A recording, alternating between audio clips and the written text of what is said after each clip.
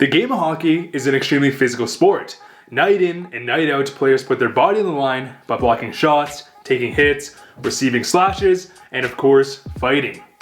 In fact, ESPN released a study on the most difficult sports in the world. And this study was conducted by a group of sports scientists and members of the Olympic Committee. And what they found is that hockey is the second most difficult sport in the world, right behind boxing. And this is because hockey players are required to be extremely proficient in all areas of athleticism. Strength, power, endurance, durability, agility, all need to be strong traits for an NHL player to be successful. Now, I'm not saying that other sports don't require these traits, but the fact that hockey has the added element of ice and skates is a completely different story. Players not only get destroyed by open ice hits, but they're also getting blown up going over 40 kilometers an hour. And for Americans, that's roughly 25 miles per hour. And because of this physical nature, hockey players tend to get injured a lot. In fact, many players, if not every single player in the NHL, plays through an injury at one point at any given season, major or minor. In today's video, we're going to go over 7 players who played through major injuries. And comment down below if you feel like I missed out on any crazy examples, or just comment down below which one you find the craziest. And make sure to press subscribe for some more awesome hockey content. Oh, and on a side note, I finally made my Twitter account. I probably received hundreds of comments since the inception of this channel, so toss me a follow, link is in the description. Let's get right into this video. The date is May 25th, 2017. The Senators and Penguins were in a Game 7 double overtime situation. The winner advances to the Stanley Cup Finals. Erik Karlsson is carrying the Senators on his shoulders like a kid on his dad's shoulders trying to watch a parade. He leads the team in points and is consistently playing over 30 minutes per game. However, Chris Kunitz scores the double OT winner and the Penguins end up winning the Stanley Cup this year. And then the news finally comes out. Erik Karlsson played 6 games with 2 fractured feet and damaged ankle tendons. Now, a fractured ankle is classified as a broken bone, and Erik Karlsson managed to break both of his feet, and he still led the Senators to a Game 7 Eastern Conference Finals. Now come on, we've seen broken feet literally end players' seasons, and Erik Karlsson played 6 games on 2 broken feet. Are you kidding me? And whether there's a correlation or not, Erik Karlsson has been in and out of the lineup missing lots of games ever since. And this type of scenario is a prime example of how playing through injuries may cause long-term issues. Next, we have Jonathan Quick suffering a herniated disc. Flashback to the 2012 Stanley Cup playoffs. Jonathan Quick was at the peak of his career. He had a monster season registering career highs in every single major category, and in the 2012 playoffs, Quick was on another level, as he registered an astounding .946 save percentage. You heard that correctly.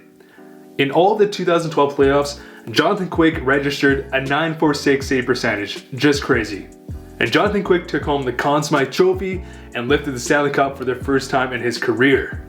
And shortly after the Stanley Cup win, it was released that Jonathan Quick was suffering from a herniated disc throughout this playoff run. And for those of you who aren't familiar with what a herniated disc is, it occurs on the spine, usually on the lower back region, and they can be extremely painful. And on top of this, they can cause your feet and legs to go numb. So now, this can be especially problematic when you're a goaltender, and most players go out of commission for up to 2 months after surgery. Now, when you put this in the context of Jonathan Quick, he had a prolific performance and won the Conn Smythe Trophy. Just crazy. Next, we have the insane story of Patrice Bergeron. During the 2013 Stanley Cup Finals, the Boston Bruins found themselves in an elimination Game 6 against the Chicago Blackhawks. This entire series was extremely close. Game 1 went to triple overtime, so nearly 2 full games, where Patrice Bergeron played just shy of 34 minutes in one game. However, this Chicago team had far too many weapons for the Bruins to handle, and the Hawks won in 6. And shortly after the series, it was released that Patrice Bergeron, being the warrior that he is, was playing with a broken rib, torn cartilage, muscle damage, a separated shoulder, and that's not all. It is believed that when they were trying to repair his broken rib, a doctor mistakenly punctured his lung. So to add to this long list of injuries, Patrice Bergeron was also suffering from a collapsed lung. If this isn't what makes hockey great as a sport, I'm not sure what does. To see this level of pride and prioritizing the team over yourself is just extremely respectable. Next, we have Jumbo Joe Thornton playing with a torn ACL and MCL, and this one hits close to home. If you guys didn't know, I sustained the same injury in hockey. I tore my ACL, my MCL, my meniscus, which led to many complications and knee reconstructive surgery. So this one is really just inconceivable to me. During the 2017 Stanley Cup playoffs, Joe Thornton and the San Jose Sharks were matched up against Connor McDavid and the Edmonton Oilers. And at this point, the Sharks felt as if they had a serious shot at competing for the cup, so they're willing to put it all on the line to win. However, the Sharks were eliminated in 6, and later it came out that a 37-year-old Joe Thornton played this series with a torn ACL and MCL. And ACL injuries have up to 10 months of a recovery timeline, and for good reason. A torn ACL can feel like your leg from the knee down is just floating. Again, I've experienced this many times. It's not a fun feeling. And Joe Thornton played 4 games like this. After I tore my ACL, I couldn't even walk, let alone playing in an NHL playoff series. Next, we have Steven Stamkos, who received a Johnny Boychuk point shot straight to the face. In the 2011 Eastern Conference Finals, a Game 7 situation against the Boston Bruins, Steven Stamkos blocks the slap shot from the point, and it hits him directly in the face. Stamkos is rushed off the ice with a face full of blood and a broken nose. However, after a short time, Stamkos emerges from out of the dressing room with a cage on his face, and he is ready to keep playing. What other sport in the world can someone take a puck, probably going 85 miles per hour, to the face, resulting in a shattered nose, and the player refuses to leave the game? Guys, if you want to take away anything from this video, just know that the game of hockey is amazing. Next, we have a more recent story of Zdeno Chara from last year's Stanley Cup playoffs. During the 2019 Stanley Cup Finals, Brayden Schenn launched a wrist shot on net, and it ramps up Zdeno Chara's stick and hits him right in the face. Chara fell straight to the ground and was rushed off the ice. Well, it was soon released that Chara actually broke his jaw in multiple places, and he had wires and plates holding his face together. Chara wasn't even able to consume solid food, but regardless, Chara tossed on an assisted cage and played the remainder of the Stanley Cup playoffs with a broken jaw. Next, with the notorious case of Paul Kariya, and this one was an extremely eye-opening injury that has really been the precedent to changing safety of hockey. In the 2003 Stanley Cup Finals, Paul Kariya and the Mighty Ducks were matched up against the New Jersey Devils. And in this game, Paul Kariya would receive the infamous blindside hit from Scott Stevens. And this hit resulted in Kariya being passed out on the ice for nearly a minute. And back then, the concussion protocol didn't exist, so Kariya returned to the game after a short trip to the dressing room. And the crazy thing is that Paul Kariya would soon score the game-winning goal in a prolific manner. Now, sadly, the Mighty Ducks would lose in Game 7, but the Scott Stevens hit on Paul Kariya has been a defining NHL moment in the advancement of concussion safety. Because many years later, it was released that Paul Kariya had no memory of playing this entire game because of the concussion he sustained. Now, many players today aren't too happy with our current concussion protocol system, but the long-term effects of a concussion are just not worth winning a game. Because sadly, this concussion would serve as the demise to Paul Kariya's career.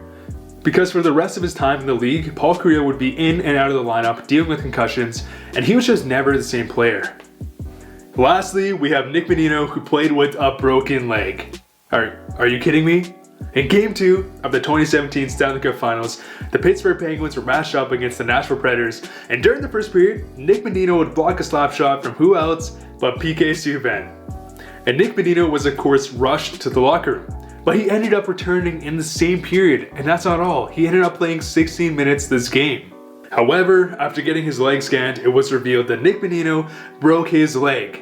Nick Bonino played on a broken leg in a full Stanley Cup playoffs game. A broken fibula, which is what Bonino sustained, usually has a 3-month recovery timeline. We just saw Dougie Hamilton break his this past season, and he was done for the entire season. And the fact that Nick Bonino played over 2 periods on a broken leg is just insane. Now, of course, Bonino would not be allowed to return to the lineup, but the Penguins would go on to win back-to-back Stanley Cup championships, and of course, Bonino would suit up and lift the cup for the second time in his career. The sheer amount of pain and suffering an NHL player goes through is honestly astounding. There is a reason why hockey players are known to be the toughest competitors in the world of sports. We have hockey players throughout any given season continually take slap shots to the face. They are literally losing teeth, but they don't let it faze them. Not to mention even NHL coaches who get deflected pucks to the face, and even though this game of hockey is shifting towards that more skill-based game, what isn't going away is NHL toughness. Anyways guys, can you name a time a player played through a serious injury? I'm sure I missed many infamous cases, so definitely comment down below if you feel like I missed anything. And make sure to press subscribe for some more awesome hockey content. On a side note guys, I'm sorry for my lack of videos recently. I think this video will go up this Friday. I'm currently super busy at school. I'm in finals, I've been busy at work. So it's been a very difficult past couple weeks, and I'm sure you guys are feeling the same thing. But regardless, I hope you guys are enjoying the content. Your support makes the situation so much easier. Thank you guys so much for watching. Have a great day.